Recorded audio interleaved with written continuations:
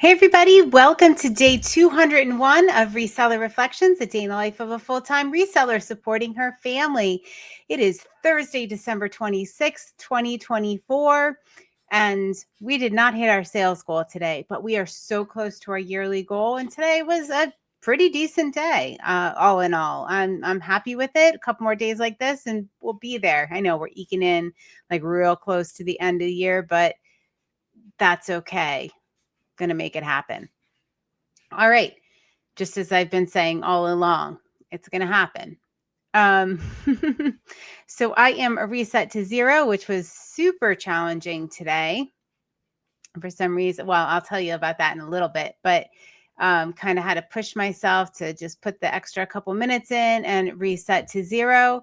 And joining me on the Reset to Zero Challenge are Jill of Rusted Truck Relics, Jason the Santee Swapper, Char Fabulous Flamingos, Kathy Singz, Nick Mr. C Chats, Vanessa the Diabetic Reseller, Brightest Holidays, Judith R, Pam of Whimsy and Such, Carmen of Northern Bargains, and Lee of Lee Phillips 4191.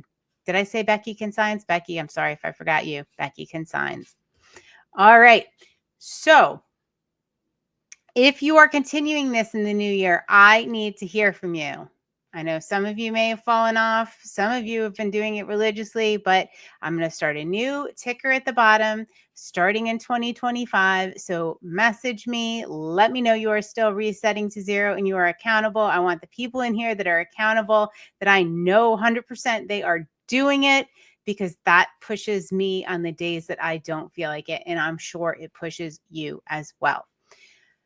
Okay, so yes, I did not feel like resetting to zero because today I was really tired, which you probably saw in my video last night. It was a whirlwind of a couple days, really a lot going on.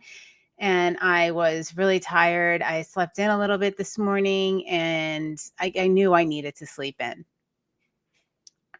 But that meant I missed my cycling class. And today was I needed to put the time in because I'm doing the whole couch to 5K, blah, blah, blah, blah, blah. But anyway, today was a day I needed to do a significant amount of exercise.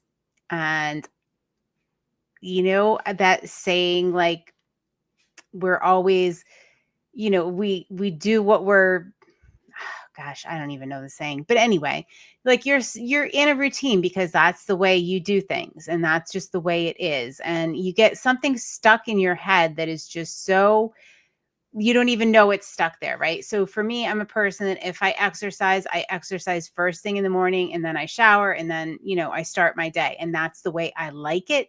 That's the way I do it. That is the way it is most effective for me. And that is the way I feel good about it. But I couldn't make that happen today. And the instructor I liked wasn't doing the class this morning anyway.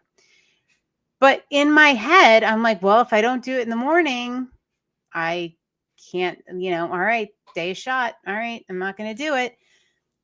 I know we all have things like that. If I don't list first thing in the morning, if I don't get it done by noon, if I don't, because that's the way I am. That's just the way I am.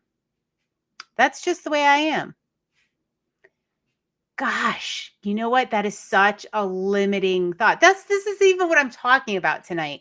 This isn't even my topic, but if you're wondering why I'm coming at you in my pajamas with wet hair, it is because I just did an afternoon class that was like from 5 to 6, and I did it. And I thought, you know what? Just because I always do it that way, and that's just who I am, doesn't mean I have to do it like that. It's not an excuse. There are other alternatives. And I did one of them. I'm proud of myself for that because that's not who I am. And I think we really need to consider those things when we say I'm always like that. I've always been like that. That's just how I am. That's just, well, sometimes you got to switch it up a little bit. Sometimes you got to call yourself out when you're saying those things to yourself, like I did today. And I'm sure there's a million other things I can do like that. That I say, oh, that's just the way I am. That's just the way it is. That's how I am. That's how I operate. All right. Well, catch yourself next time. See what happens.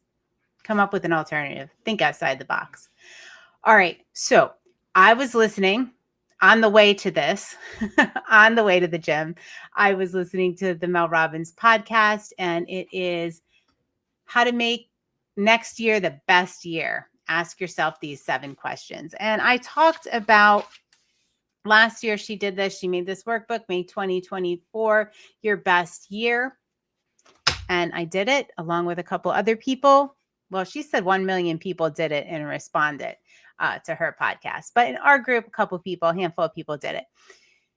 And it was eye-opening. Like I said, it was really tough. I didn't want to do it 2023 because that, like when you're doing this, right? I did it in 2023, at the end of 2023. 2023 was probably the worst year of my life. I didn't want to do it.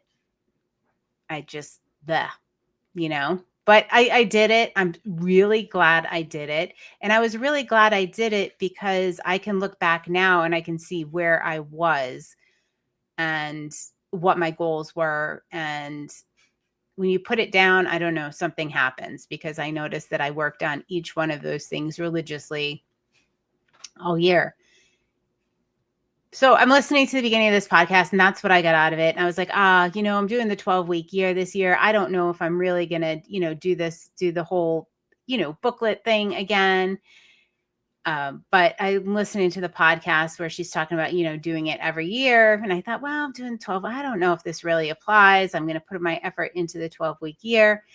And then she said something. She said that this is good. It is good to do this every year. And one of the things that you absolutely get out of it is where you are at this moment in time. How do we set a goal if we don't know where we are? We're constantly talking about starting where we are.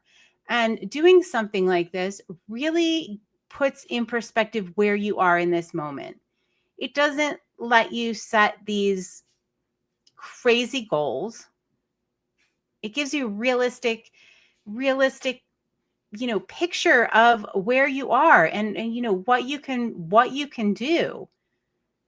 Because if we don't know where we are, it's really easy to set like a crazy, unrealistic goal. If we don't assess where we are in this moment, if I hadn't done that last year, I probably would have said to myself, all right, well, you know what, just, work on creating boundaries this year, work on letting go. And when I wrote it down, I saw exactly where I was and how far I had to go. And, it made me realize that there were little steps I needed to take. It wasn't just like, all right, I said, I'm going to do that. And I'm going to do that. I saw where I was and where I was struggling. I also saw some of the things that I was good at and, appreciate it from the past year. So I'm going to go ahead and I'm going to do that exercise again. I hope you guys really think about the benefits of writing down where you are right now before you set your goals for the coming year, before you make a resolution, before you embark on the 12-week year. Really give a lot of thought about where you are right now. There's that, Arthur Ashe does a version of the quote, but I'm going to use the original. And here we have it. Do what you can with what you have where you are. And that's Theodore Roosevelt. Do what you can with what you have where you are. So when we're building our plans and doing everything, let's review. Let's start where we are. Let's take baby steps. It doesn't have to be some big heroic goal that we're going to get discouraged about. Let's really look at where we are and what we can do with what we have right here, right now, as we go into 2025.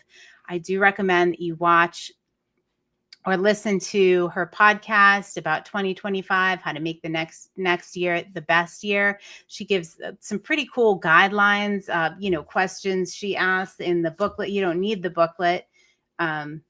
It's just helpful because it's laid out.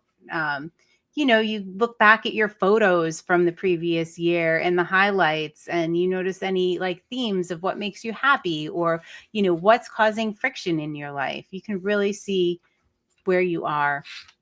All right, guys, I'm linking up the video in the show notes and at the end of this. Do yourself a favor, listen to it. I think it's really, really worth your time to do this. All right, everybody, have an awesome night. I will see you on day 102 of Reseller Reflections.